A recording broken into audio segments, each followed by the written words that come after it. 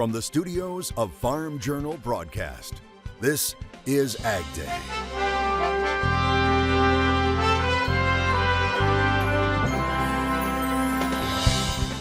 A few steps that could save a life.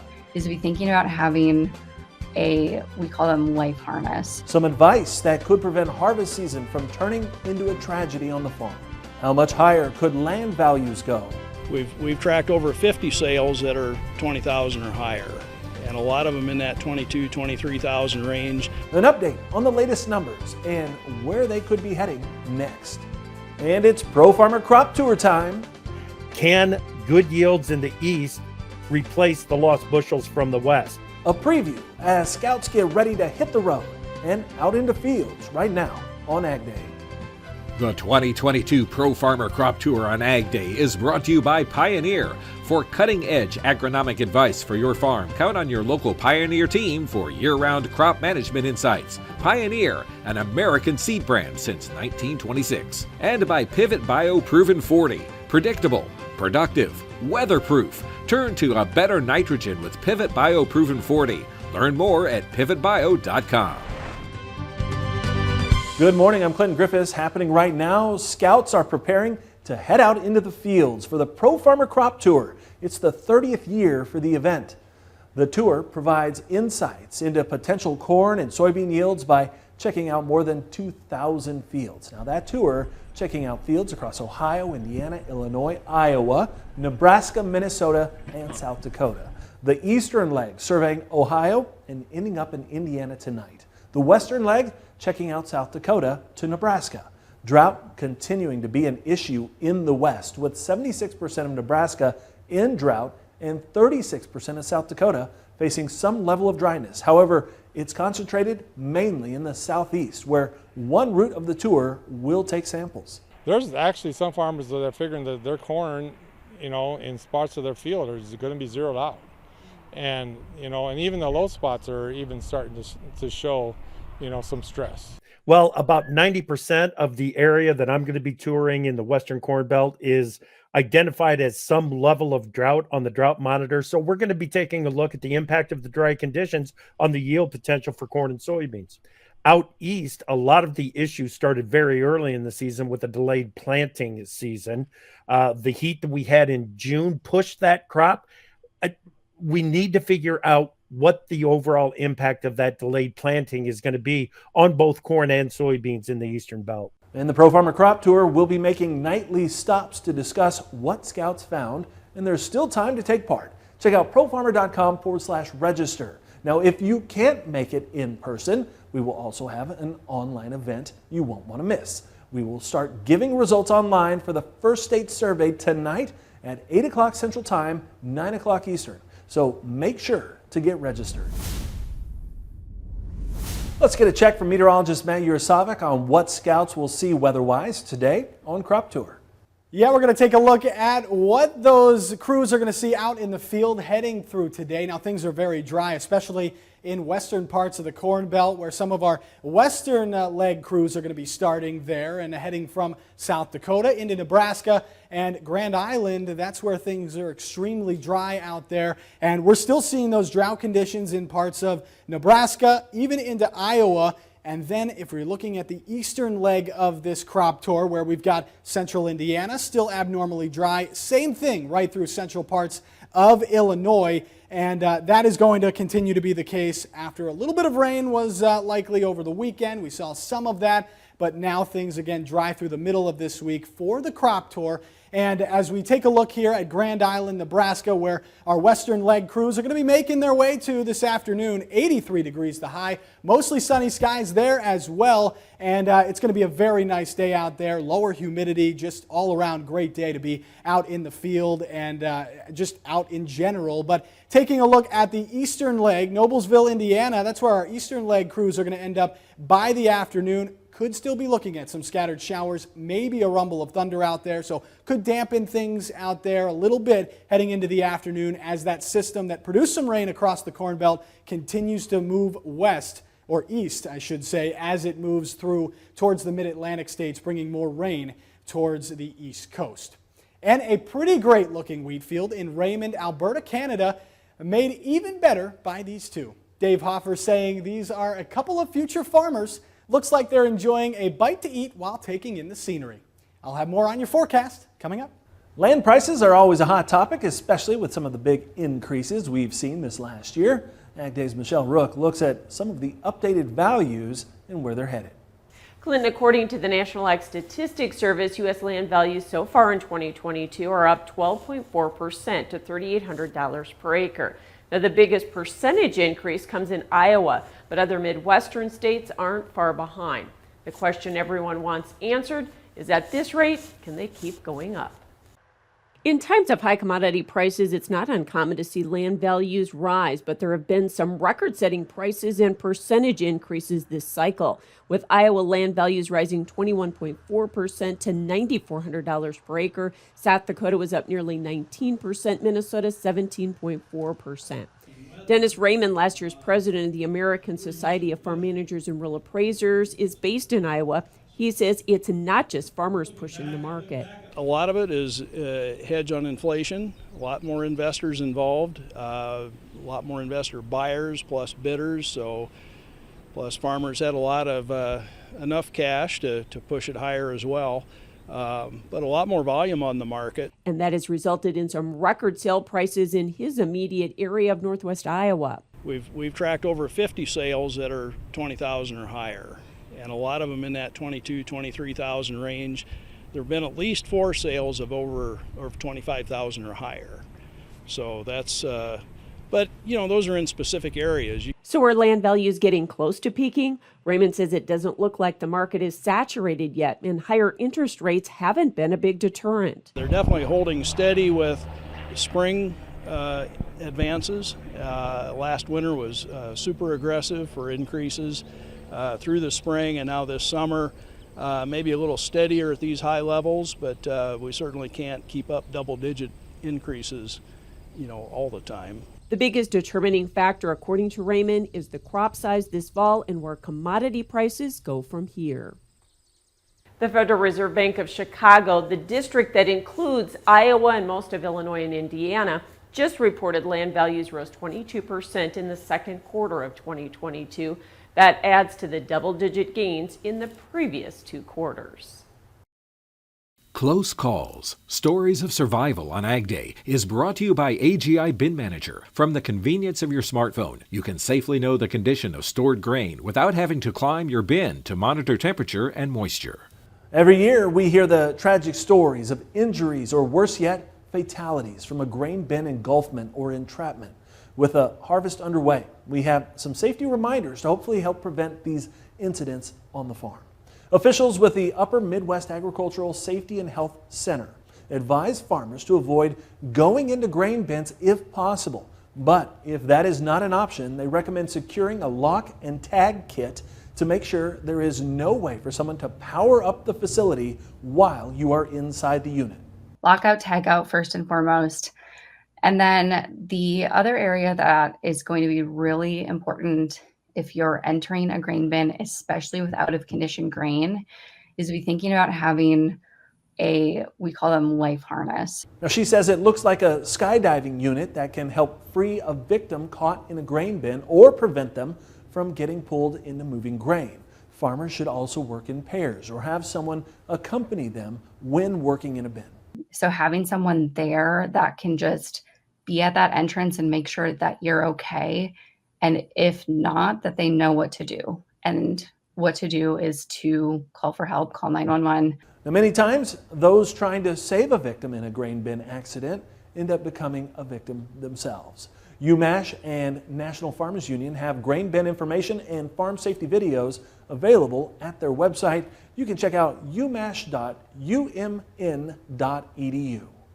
Wheat markets bounced to end the week following fresh 10-month lows. We'll discuss that next in Analysis. And later, drop the bagel and grab some ice cream, the surprising healthy food study you might want to test.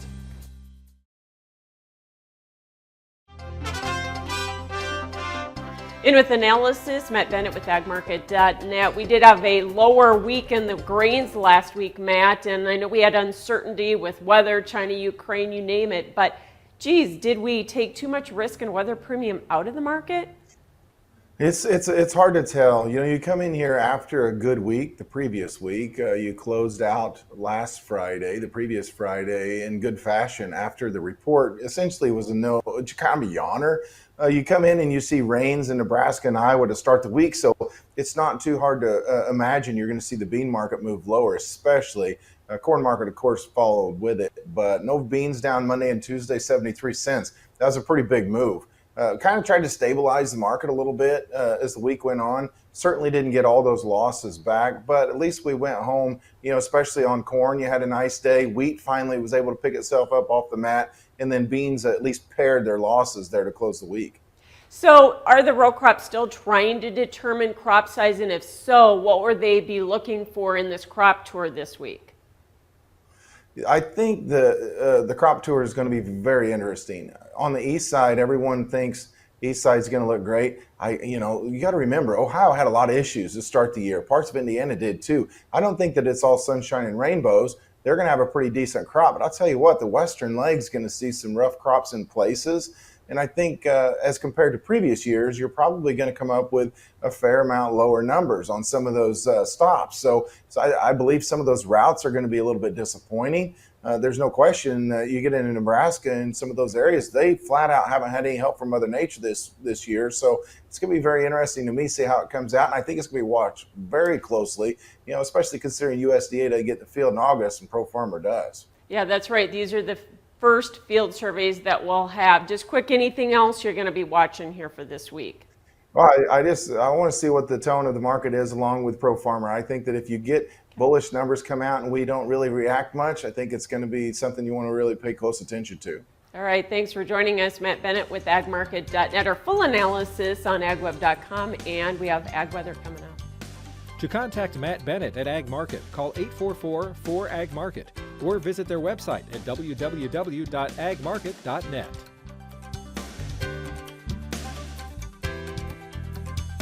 AgDay is brought to you by EndZone from Farm Shop MFG, which allows you to rehydrate your soybeans from 10 to 13%. On a 20,000 bushel bin, that's an extra semi-load added to your bottom line. Order your EndZone fan by August 29th and receive 7% off.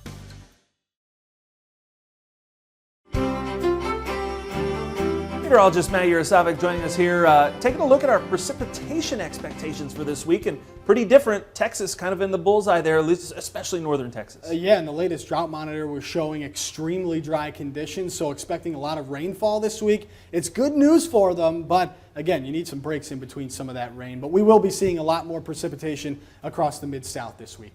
And taking a look at this map, you can really see that rain chances up across most of the lower 48, dealing with it all the way from Southern California and southern parts of Nevada through the Southwest, where we've been dealing with a lot of those showers and storms over the past couple of weeks. But then moving eastward, areas that are very, very dry, parts of Texas, Oklahoma, all the way through Arkansas and Louisiana, dealing with much above normal rainfall.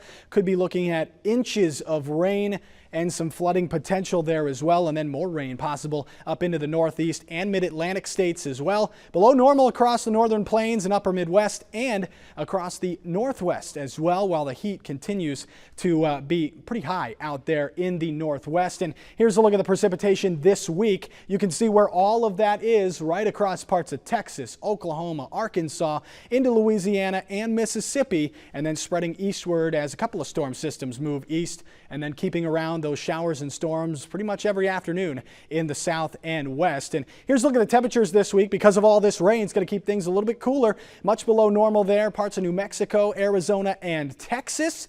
And a little bit cooler through the middle part of the country. Still looking at high heat, though, across the upper Northwest and the northern plains. And then still pretty warm across the Gulf Coast and the East Coast as that storm system continues to push eastward as well. That's all because of this jet stream. A little bit of a dip here heading into Monday. That keeps the heat back in the west.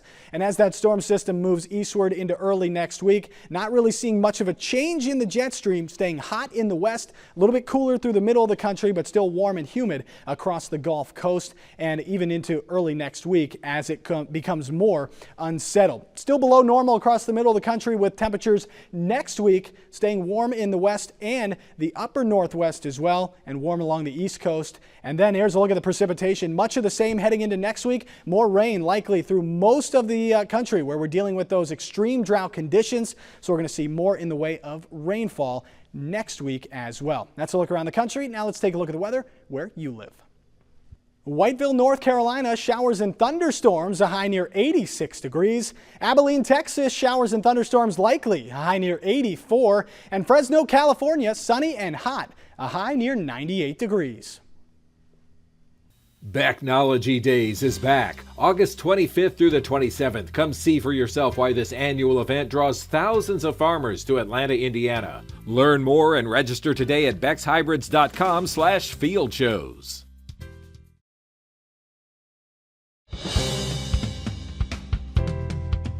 Machinery Pete is kicking off a new season, and he's taking a look back at some record sales and how they compare to now. Well, folks, we're kicking off season 10 of our Machinery Pete TV show, and it's been such a fun ride. Thank you for your support along the way. It's meant a lot to me. We sure have a lot of fun putting this show together. And as I reminisce back to the very first auction that we filmed for the show, it was on June 29th of 2013 in Lenox, Iowa. It was a sale by Kretzinger Auction. And on the sale was this very sharp 2008 John Deere 8330 tractor. Only had 277 hours on it. Sold for $210,000. Now, folks, $210K, that stood as the record high auction sale price on a John Deere 8330 until last week. 2 days in a row last week, in fact, we saw that record broken.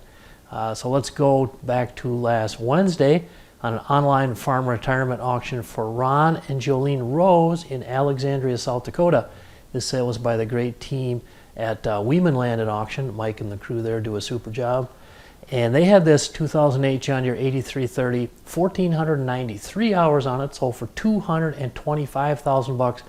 So it broke that record that had stood for over 9 years by $15K. And then the very next day, last Thursday, August 18th, on an online farm estate auction in Prescott, Iowa by Sullivan Auctioneers, the estate auction for the Steve Nicholas estate, this 2009 model 8330, 2,301 hours on it, sold for $213,000. So there you go, folks. Last 15 years, I've compiled 291 auction prices on Deere 8330s, and the two highest sold 2 days in a row last week. AgDay is brought to you by MetLife Investment Management's Agricultural Finance Group. MetLife Investment Management is positioned to help you grow your business with a competitive farm, ranch, and agribusiness loan. To learn more, visit investments.metlife.com/agriculture. Well, Clinton and the rest of the AgDay team, congratulations on 40 years. It seems like just yesterday we were celebrating 30 years and then 35 years, but 40 years is extremely impressive for a show where the look has changed, the hosts have changed, but what hasn't changed is the ability to provide the latest ag news and insight 5 days a week, 52 weeks out of the year. I think the hardest part about moving to Kansas City was knowing that I would be away from the AgDay team every day of the week. We had a ton of fun. I learned so much starting out as national reporter for AgDay. Clinton truly is one of the best mentors. And I think one of those things that you don't necessarily see with Clinton on air is just his personality and his humor. He's hilarious. And those are some of the fondest memories that I have starting out with AgDay in 2012.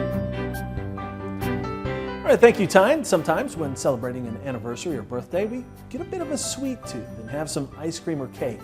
Well, a new study says that may not be such a bad thing. The study from Tufts University suggests ice cream is better for you than multi-grain bagels. The researchers ranking the nutrition of various foods on a case of 1 to 100.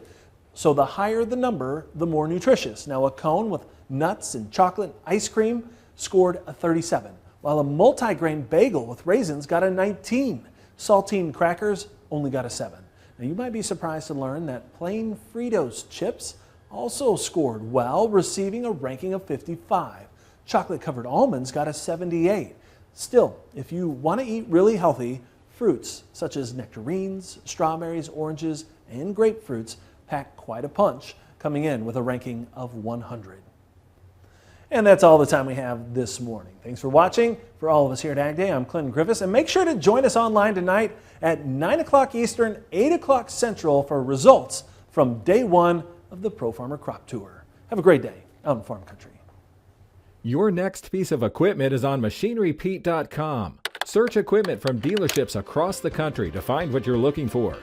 Only on MachineryPete.com.